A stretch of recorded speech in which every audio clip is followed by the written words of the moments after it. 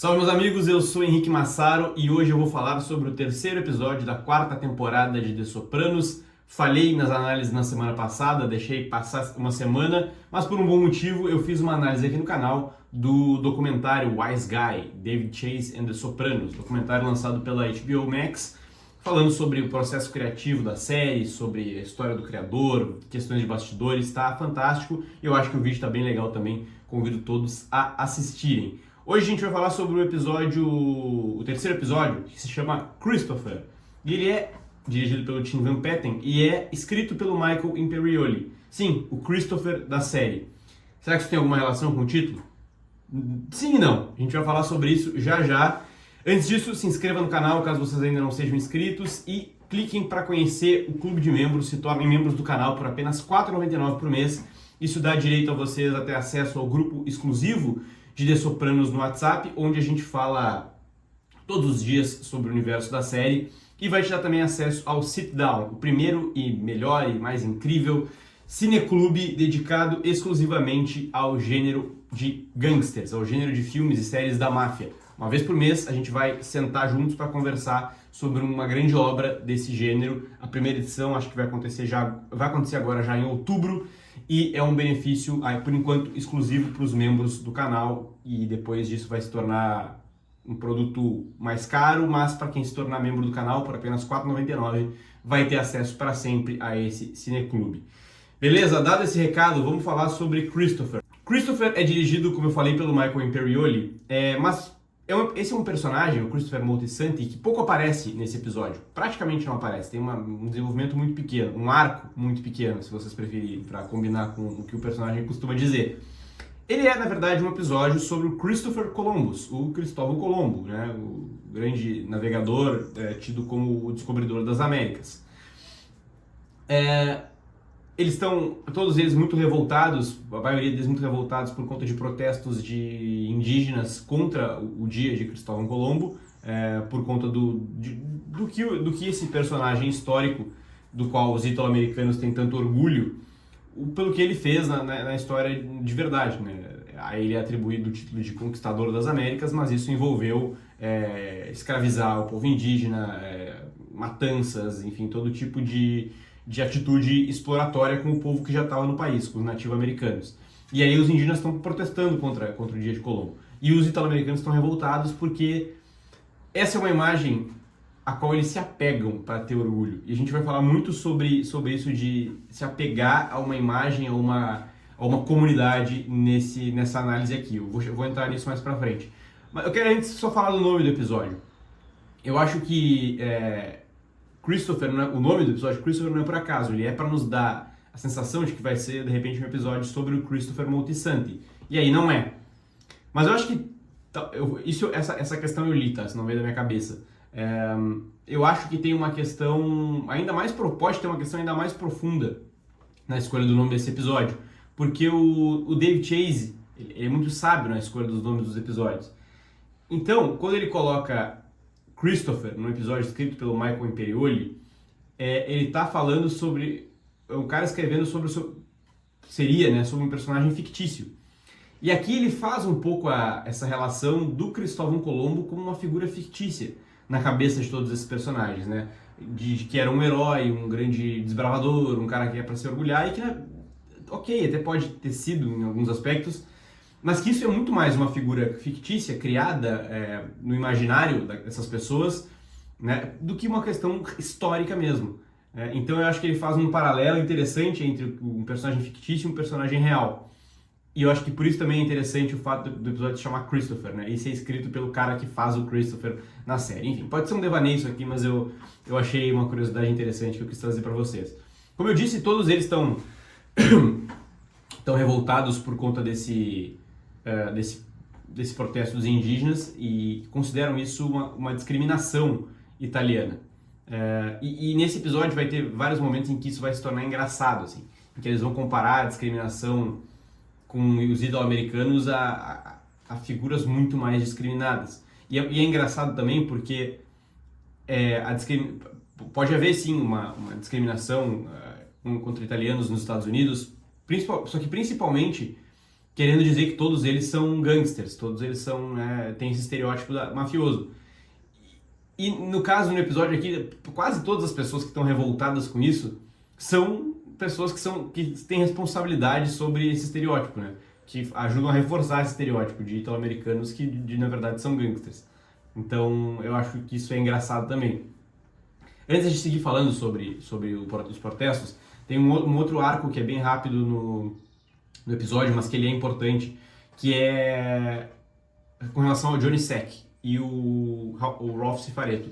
O Johnny Sack, ele se aproximou, teve uma aproximação entre ele e o Paulie no final da temporada passada, eu falei sobre isso aqui, e agora o Paulie na cadeia está se sentindo deixado de lado pelos companheiros e está ficando bem irritado com isso. Ele liga pro Johnny Sack, assim, como que não quer nada, tipo, ele liga justamente para isso, né, para contar da piada gordofóbica lá que que ele ficou sabendo que o Ralph fez com a Ginny Sack, a esposa do Johnny. E aí, obviamente o objetivo da ligação foi esse, ficou muito claro, mas o Johnny Sack fica puto, assim, ele não aceita, e tanto que acontecem 2 momentos nesse episódio em que ele dá 2 patadas no Ralph. Num deles, que é o mais, que é o primeiro, é num jantar em que tá as famílias de Nova Jersey e de Nova York falando sobre a questão da distribuição de empregos lá na área da Esplanada, e o Ralph fala um negócio e o John Sacrimoni corta ele absurdamente, assim, ninguém tá falando contigo e tal, todo mundo fica meio sem entender. Nesse jantar acontece uma outra coisa, que eles perguntam, e eu acho isso legal dos Sopranos, como eles não esquecem alguns detalhes que poderiam até passar despercebidos por nós, eles voltam a trazer. Eles falam de novo daquela propriedade que o Tony comprou, que a gente já falou aqui, na verdade ele comprou do tio dele, do Júnior, para ajudar o tio nessa época de muitas despesas com a justiça, inclusive o Júnior está indo a julgamento nesse episódio aqui. Ele comprou convenientemente essa propriedade que ele tinha na área da construção da Esplanada, uma área que vai valorizar muito e que vai dar muito dinheiro. E aqui o Johnny e o Carmine Lupertazzi, que são os 2 principais caras da família de Nova York, interpelam o Tony com relação a isso e dizem, beleza, tu foi lá e comprou, mas agora nós vamos ter que dividir. E o Tony, sempre sendo o cara mais esperto da sala, aceita, mas ele fica com aquilo guardado. Tanto que mais tarde, num outro momento do episódio, quando o Johnny vai dar uma outra patada no Ralph, o Tony e o Silvio conversam, o que está acontecendo? Por que eles estão estranhos? E o Tony fala, não sei, mas ele viu que ele me interpelou sobre a propriedade lá na área da Esplanada. Alguém está falando demais. E esse alguém é o Paulie Walnuts, mas eles não sabem disso ainda. E não sei nem se eles vão saber, tá? Não querendo entrar em spoilers, mas eu realmente não lembro. Voltando à questão do Colombo. O Silvio Dante é o cara que está claramente mais incomodado. Ele que organiza as pessoas para irem lá brigar com os indígenas, ele quer porque quer acabar com esse protesto que vai impedir o dia de Colombo. Ele fala que o pai dele foi um cavaleiro de Colombo e tal, e ele diz que ele mesmo paga, acho que mensalmente, uma organização antidifamação italiana. E é engraçado porque ele fala, sabe, foi o nosso amigo Colombo que criou a primeira organização. Ele está falando aqui da Liga Italo-Americana de Direitos Civis. E o nosso amigo Colombo, que ele diz, é ninguém mais, ninguém menos que o Joe Colombo. Então aqui é curioso, tá? Porque Colombo é o mesmo nome, mesmo sobrenome do Cristóvão Colombo, né? O Joe Colombo era um mafioso. E ele criou essa liga de antidifamação.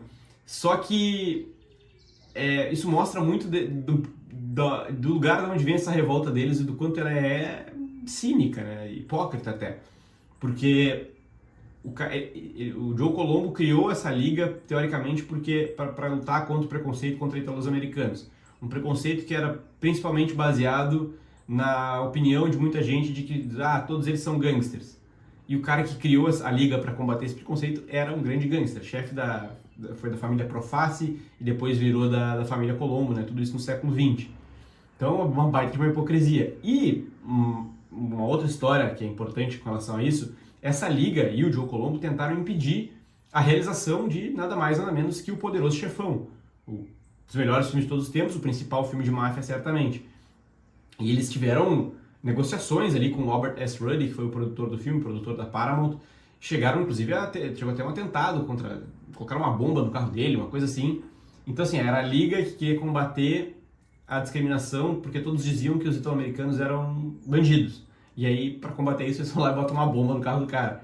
E ele só consegue, o Poderoso Chefão só consegue se livrar dele, da pressão deles, porque o Albert S. Ruddy vai lá e diz, eu garanto pra vocês que não vai ter...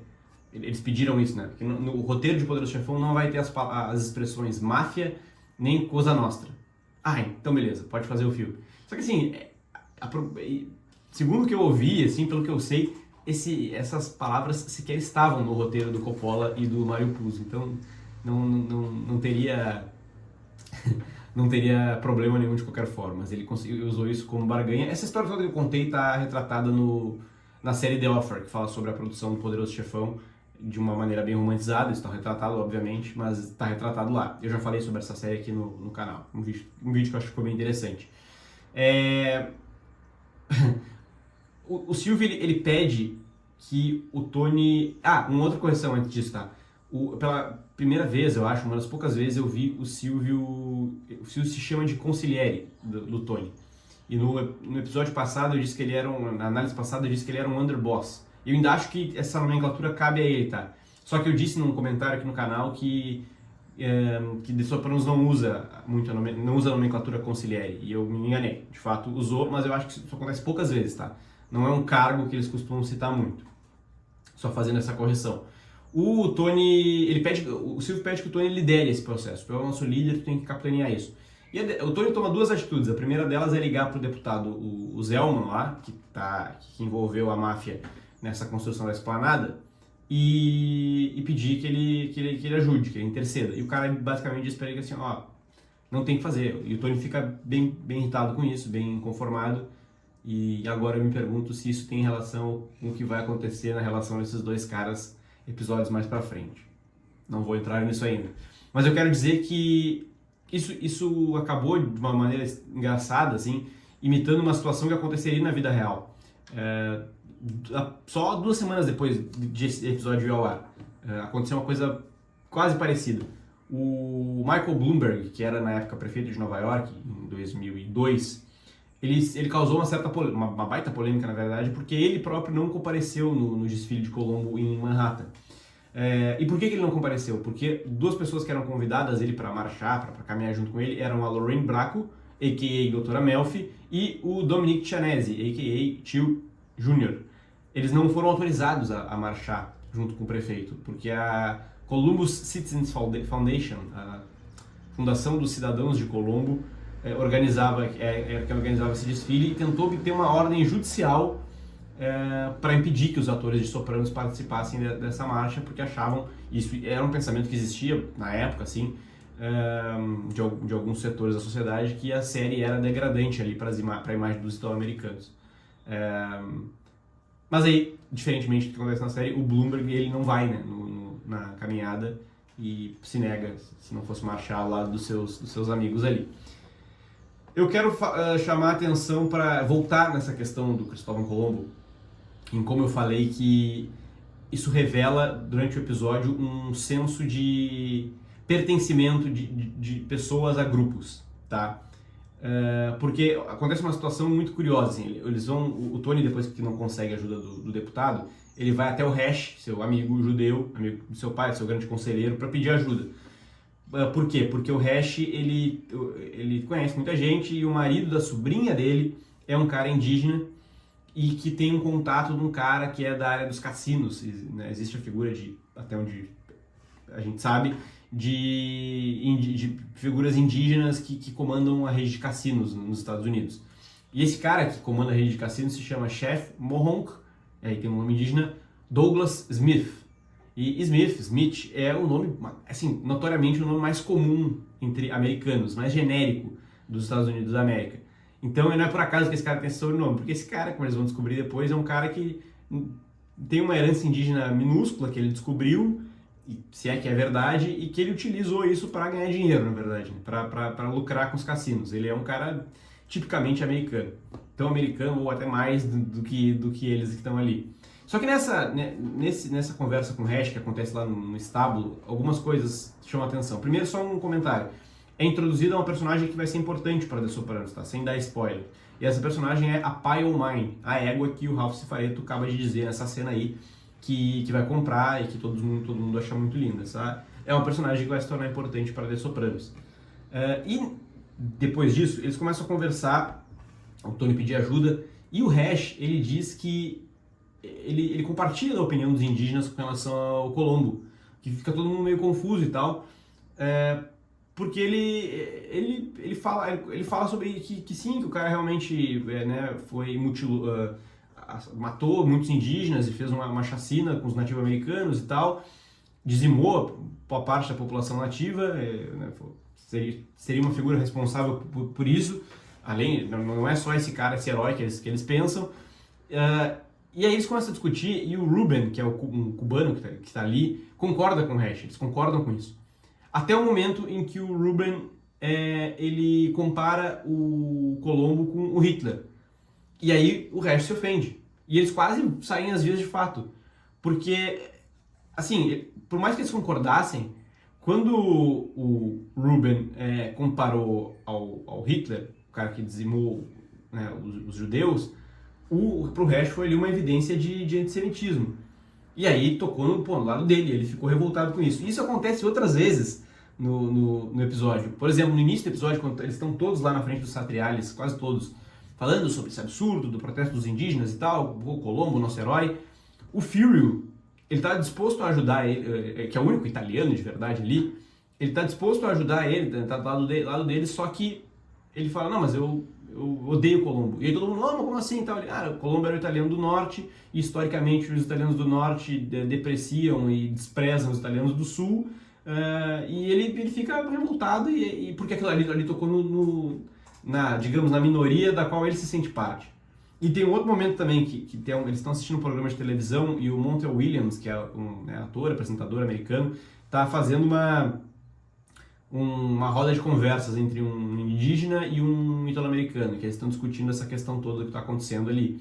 E o Montel Williams, ele está, a princípio, ele é um homem negro, a princípio ele está até mais aliado ali ao convidado italo-americano, até que ele está concordando assim, tal, até que ele sente que o cara tá comparando o sofrimento dos italo-americanos ao dos afro-americanos, que obviamente é incomparável. E ele se revolta e começam a brigar. Por quê? Porque aí tocou na minoria da qual ele faz parte.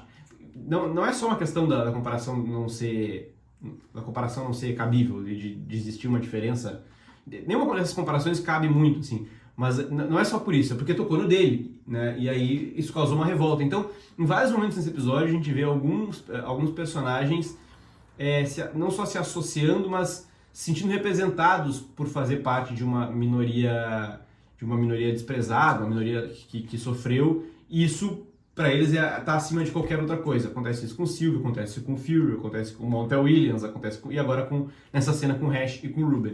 Então isso é interessante, esse embate histórico e cultural assim, de diferentes grupos étnicos. Eu acho que isso é legal do episódio. A gente tem um outro momento no episódio que eu acho que é engraçado, assim, tá?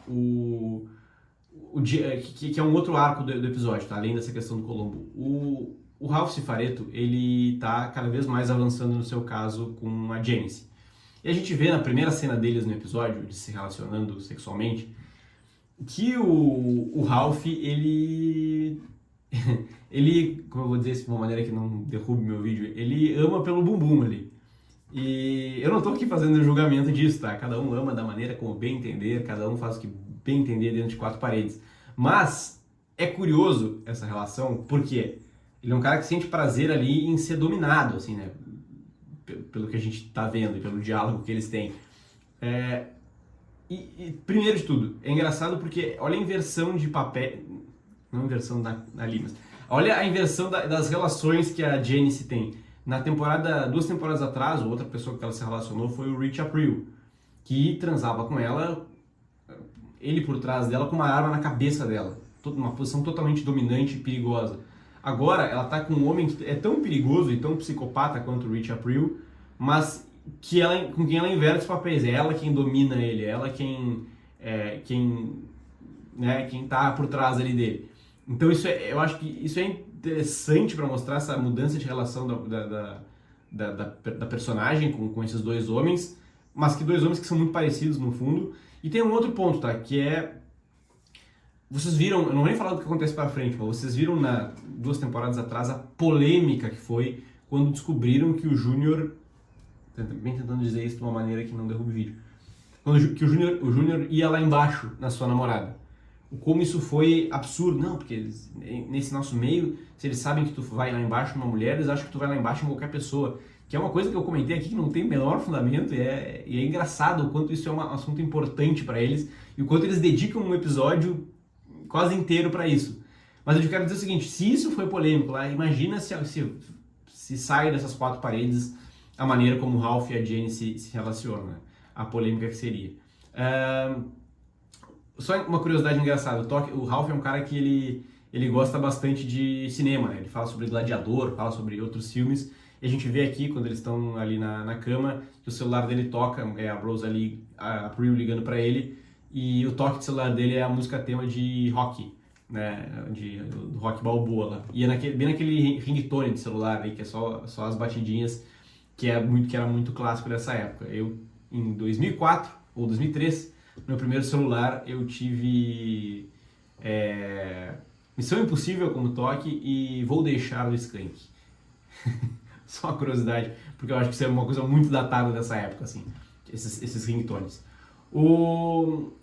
Essa relação deles faz a Janice levar esse assunto para terapia. Ela tem uma terapeuta muito, muito ruim, diga-se de passagem. E logo mais tarde, elas falam sobre isso, ela tá meio incomodada com a relação e tal. Mais tarde, o Ralph chega na casa dela para eles transarem e ele chega... eles vão se beijando escada acima para ter uma relação. E nesse meio do caminho, ela lembra que esse é o dia dela de levar comida pro Bob Bacalieri.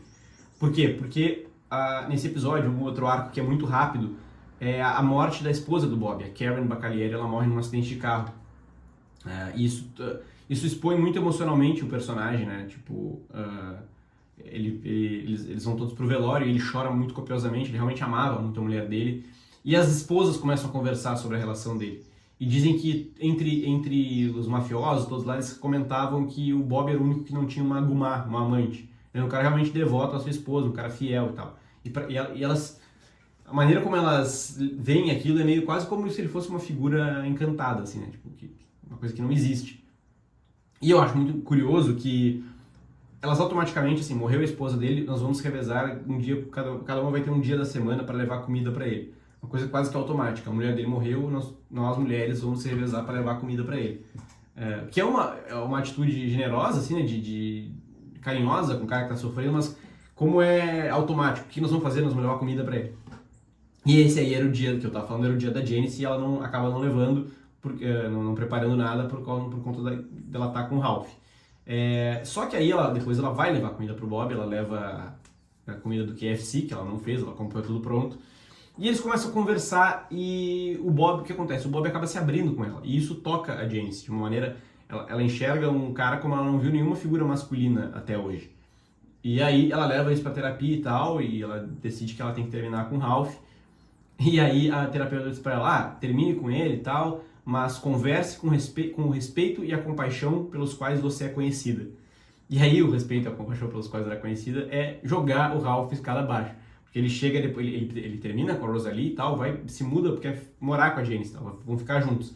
E ele sobe a escada, e é curioso essa cena porque ela é uma inversão do que acontece imageticamente na cena anterior entre eles, em que eles subiram a escada para se relacionar. Aqui ele vai subir de novo, eles têm um embate e ela empurra e joga ele escada abaixo. E as escadas estão muito associadas à crueldade em The Sopranos, né? Tem a cena da Doutora Melfi, que a gente comentou recentemente, tem, claro, a própria cena da Lívia, que falava sempre que ia ser jogada da escada e tal, e tem um momento na temporada 2 em que a Janice está conversando com a Lívia lá no lar de idosos e ela de fato fantasia em atirar a mãe escada abaixo. Então é uma representatividade bem grande nessa cena aqui. As escadas têm esse simbolismo forte. Por fim, o Doug Smith lá não consegue impedir o protesto, mas ele diz que ele quer compensar o Tony e os seus amigos por conta disso. Ele chama todos eles para passar um dia de muita bebedeira e jogatina no cassino deles. antes deles irem nessa conversa no telefone ainda, tem um momento que eu acho engraçado, que é ele fala, nós não vamos conseguir impedir, aí o Tony fala, tá, mas e aquela história que porque o Ralph disse foi falar com a liderança indígena que está organizando o protesto, dizer que se ele não parasse, eles iam trazer à tona que me faltou o nome do ator agora, um ator famosíssimo lá, indígena do cinema, que na verdade ele não era indígena, ele era siciliano, ele tinha um pai siciliano. E o que é verdade, tá? Esse cara ele era um cara que tinha uma herança italo-americana. E aí ele fala, e se a gente trouxesse, e tu falou dessa questão de trazer isso à tona, eles não se importaram. É a mesma coisa que dizer pra vocês que o James Caan não é americano. James Caan, né, famoso por ter sido o Sonny Corleone, o Poderoso Chefão, e quando ele fala isso, eles ficam se olhando, assim, eu não sei se eles não sabiam que o James Caan não era americano, ou se eles simplesmente ficam pensando sobre isso. Porque o James Caan, de fato, não era americano, ele era um ator de origem, um ator americano de origem irlandesa. Ele interpretou um filho de um siciliano no filme, mas ele não era. E eu achei essa referência engraçada. Eles vão passar o dia no cassino dele, mas eles descobrem que não era de graça. O Tony descobre que não era de graça. Ele fez esse dia, proporcionou esse dia para eles, mas pediu um favor em troca. Ele pediu que eles entrem em contato com um cara chamado Frank Valli, porque o pessoal do cassino quer se aproximar desse cara, quer que ele vá lá jogar um dia e tal. E o Tony tá puto da cara quando eles estão voltando, eles estão discutindo, e o Tony ele vai ordenando que o Silvio ligue. Ele quer que ligue pro Frank Valli, e quem vai ligar pra ele ir lá jogar uma semana vai ser tu. Porque tu que me encheu o saco pra organizar isso aqui, não sei o quê. Só que é engraçado, porque assim, Frank Valli é um cantor e ator muito conhecido. Ele é tido assim, referenciado como um herói italo-americano. O ator e cantor, eu não sei se é desse Frank Valli que eles estão falando, provavelmente não. Até porque o próprio Frank Valli de verdade vai entrar depois em The Sopranos para fazer um personagem chamado Rust Milieu, que vai ter uma pequena importância lá dentro da família Lupertazzi, se não me engano. Provavelmente eles estão usando o nome do cara para se referir a uma outra pessoa. Só que é muito simbólico que esse seja o nome, porque esse é um italo-americano tão reverenciado, né, e homenageado e tal. E ele próprio ser manipulado pela máfia italo-americana para entrar num acordo de negócios que é importante para eles. Então, não é por acaso esse nome. E também não é por acaso o fato de o episódio se encerrar com a música... Enquanto eles estão conversando e tal, e falam do Frank Valli, o episódio acaba e toca a música Dawn, que é do Frank Valli e do The Four Seasons. Então, obviamente, esse nome foi de propósito. E antes de encerrar só o episódio, eles têm uma conversa em que eles estão tendo essa conversa e o Tony fala, tá irritado com isso, porque fica todo mundo choramingando por causa dos italo-americanos, por causa das comunidades, as minorias. O que aconteceu com Gary Cooper? E aí o Silvio fica um silêncio, o Silvio fala, ele morreu. Óbvio que ele morreu, não é isso que o Tony tá falando. Ele fala, não é isso. Gary Cooper, the strong, silent type. Gary Cooper, o tipo forte e silencioso. Que é uma coisa que ele fala, o Gary Cooper, esse ator, é um ator que ele referencia lá no primeiro episódio, eu acho, de The Sopranos, e durante a terapia com a Mel. O que aconteceu com o Gary Cooper, o tipo forte e silencioso? Um cara que não ficava choramingando, falando dos seus sentimentos e tal. E aí é sobre isso que ele fala quando ele diz fala do Gary Cooper. Então, é mais uma referência e tal desse ator que o Tony admira tanto, assim, porque era um cara que não ficava falando sobre os seus sentimentos, que é uma coisa que ele também acha inútil. Gente, era isso que eu tinha pra dizer, espero que vocês tenham curtido o vídeo, não se esqueçam de se inscrever no canal, deixar um like e também um comentário por aqui. Até o próximo vídeo e tchau!